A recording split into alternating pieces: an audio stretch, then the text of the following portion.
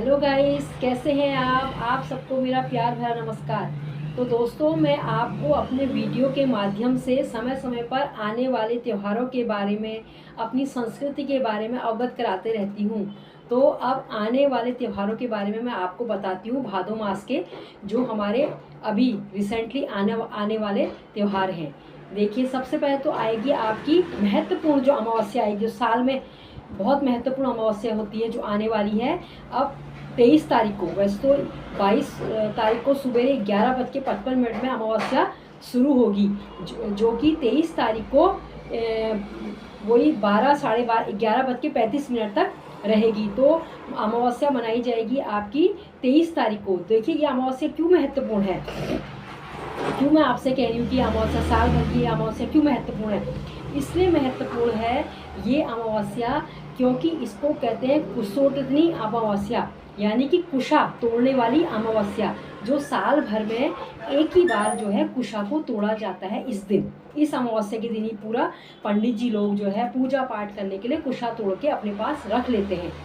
तो वो कुशा तोड़ने का भी गाइस बहुत बड़ा विधान है। देखो कैसे विधान है कुशा तोड़ने का। कुशा को पहले दिन न्योत के आना पड़ता है कि कल हम तुम्हें जो है तोड़ के ले जाएंगे। चलो पहले दिन नहीं न्योत सके तो उसी दिन भी अगर तोड़ना हो तो कुशा को प्रणाम करके, ओम बोल करके, और उनको जो है उसके तोड़ने का भी एक तरीका होता है, जो हमारी पितृ अंगुली होती है। देखिए इस तरीके से तोड़ा जाता है कुशा को, पितृ अंगुली, जिससे हम पितरों का श्राद्ध करते हैं। तो उस तरीके से कुशा को तोड़ के साल भर अपने पास घर में कोई भी व्यक्ति रख सकता है, क्योंकि कुशा बहुत पवित्र मानी जाती है। हर पितृ कार्य के लिए आपको जो है कुशा का सहारा लेना पड़ता है। बिगर कुशा के जो है पितृ कार्य हमारे संपन्न नहीं होते हैं। और इस वैसे तो हर अमावस्या में ही जो है कभी पेड़ों को काटना नहीं चाहिए, पत्तियों को तोड़ना नहीं चाहिए। आपको तुलसी दल भी चाहिए तो आप पहले दिन उसको तोड़ लीजिए, तुलसी दल अगर आपके पास नहीं है तो।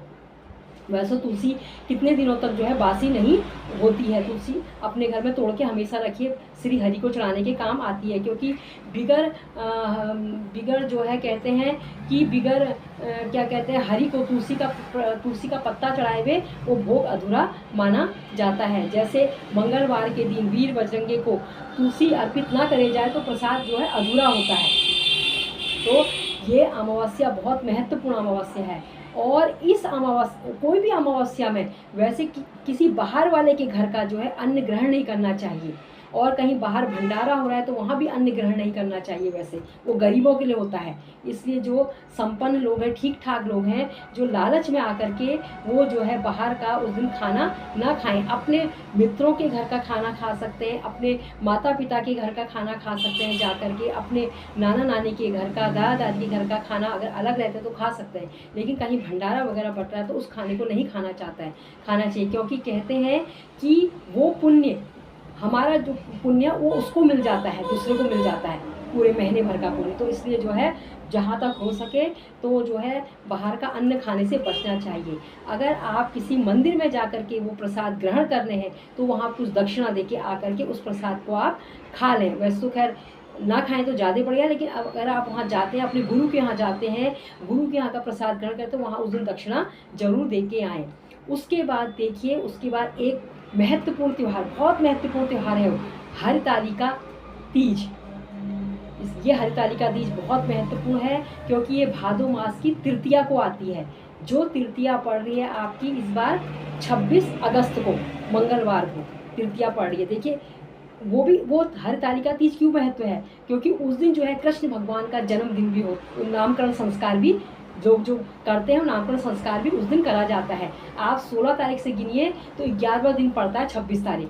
तो उस दिन जो है हमारे भगवान लाला का जो है नामकरण संस्कार भी होता है। जो हरितालिका तीज जो है बहुत कठिन व्रत होता है ये भी, क्योंकि यह निराहार करके रखा जाता है। पहले दिन इसमें जो है नहाए खाए क्या प्रक्रिया होती है मैं आपको बताती हूँ। हमारे वहाँ के लोगों को नहाए खाए का मतलब है कि पहले दिन अपने बाल नाखून वगैरह धो लेते हैं और नाखून वगैरह जो भी है सब पहले दिन काट लेते हैं। फिर दूसरे दिन जो है आपका 26 तारीख को जो हरितालिका तीज पड़ रही है, ये माता पार्वती का व्रत है। माता पार्वती को ये व्रत अति प्रिय है। इसमें जो है भगवान भोलेनाथ की और शंकर की मिट्टी की मूर्तियाँ बनाई जाती हैं। जो है बना करके और उनका गठबंधन कर करके और इस पूजा ये प्रदोष काल में किया जाता है। शाम के समय इसकी पूजा प्रदोष काल में करी जाती है और दूसरे दिन फिर पारण किया जाता है। और ये जो है ये सुहागन स्त्रियां जो हैं अपने पति की दीर्घ आयु के लिए करती हैं। वैसे तो हर व्रत पत्नी का अपने बच्चों के लिए, पति के लिए ही होता है। कोई व्रत ऐसा नहीं है कि जो कोई वैसे रख दिया जाए, ऐसा कोई व्रत नहीं है। जब हम कोई भी व्रत करते हैं, अब जैसे क्या कहते हैं, हम वट अमावस्या करते हैं, किसके लिए करते हैं? पति की दीर्घ आयु के लिए। तो सब व्रत वही विधान है सबके करने का। तो इसलिए जो है हरतालिका तीज इस बार आप लोग 26 तारीख को मंगलवार के दिन मनाएंगे। और आगे के व्रत की जो मैं जानकारी है आपको बात को दूंगी। जो आने वाला व्रत अभी जो है सातु आठू का, जो हमारे वहाँ हमारे उत्तराखंड का विरुला पंचमी का जो त्यौहार है, उसकी वीडियो मैं आपको आगे दूंगी। आप मेरे इस वीडियो को देखिए, लाइक कीजिए, शेयर कीजिए और सब्सक्राइब कीजिए। इसी के साथ आप सबको मेरा प्यार भरा नमस्कार।